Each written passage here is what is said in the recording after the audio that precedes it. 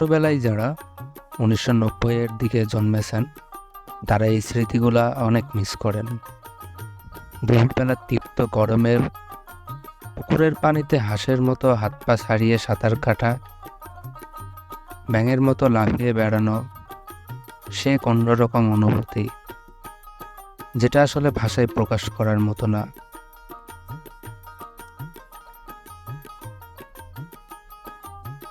ছেলেবেলায় গ্রামের পুকুর ছিল বিনোদন ও আনন্দের এক অমূল্য কেন্দ্র। দুপুরের ঝলমলে রোদে পুকুরের পানি ঠান্ডা ও ঝকঝকে অবস্থা থাকত। সেই পানিতে নেমে যাওয়া মানেই যেন স্বর্গে পা রাখা। আমাদের সকলের জীবনেই ছেলেবেলার স্মৃতিগুলা অমলিন হয়ে থাকে। বিশেষ করে গ্রাম বাংলার ছেলে মেয়েদের জন্য পুকুরে কাটানো দিনগুলো ছিল এক অপূর্ব অভিজ্ঞতা। পানিতে ডুব দিয়ে পা উপরে ভেসি দিয়ে আকাশ ছোঁয়ার যেন এক বৃথা চেষ্টা।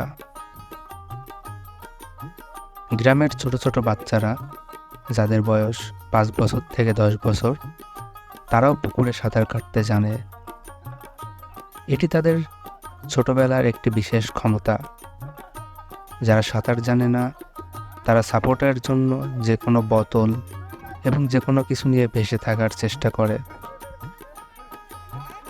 দল বেঁধে পুকুরের পানিতে গোসল করা, সাঁতার প্রতিযোগিতা দেওয়া, এসবের ভিতরে একটি অন্যরকম অনুভূতি কাজ করে। পুকুরের পাড় থেকে লাফিয়ে পানিতে পড়া, পানিতে ডুব দিয়ে ডুব সাঁতার কাটা, আর পানিতে হাবুডুবু খেলার পর কানের ভিতরে পানি বের করার চেষ্টা, এসবের আনন্দ আসলে ভাষায় প্রকাশ করা সম্ভব নয়। যদি আপনি আপনার ছেলেবেলাকে মিস করেন তাহলে ভিডিওর নিচে একটি কমেন্ট করুন, যেখানে আপনি ছেলেবেলার একটি ছোট্ট ঘটনা মুহূর্তটা আমাদের সাথে শেয়ার করবেন।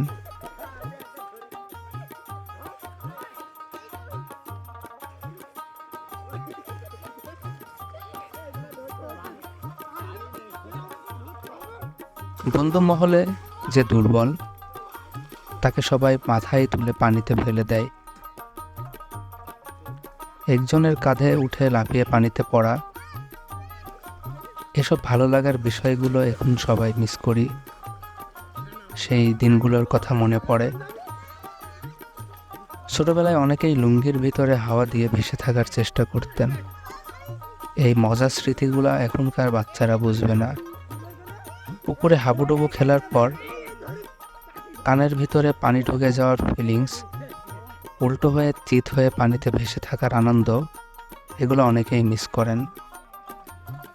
আজকের শহুরে জীবনে আমরা হয়তো আর পুকুরের মতো স্বাধীনতা ও আনন্দ পাই না, তবে ছেলেবেলায় গ্রামের পুকুরে কাটানো স্মৃতি এখনও সবাই মিস করে।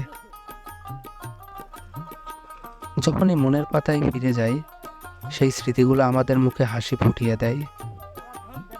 এই ভিডিওটা দেখার পর যদি আপনার স্মৃতি মনে হয় আপনিও ছেলেবেলাকে মিস করেন, তাহলে অবশ্যই ভিডিওটা শেয়ার করবেন, আমাকে সাপোর্ট দেবেন।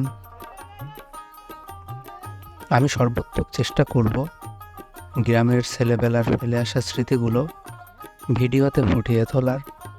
আমার চ্যানেল ভালো লাগলে সাবস্ক্রাইব করবেন এবং ভিডিওতে একটা লাইক দেবেন। ভালো থাকবেন, সুস্থ থাকবেন। আল্লাহ হাফেজ।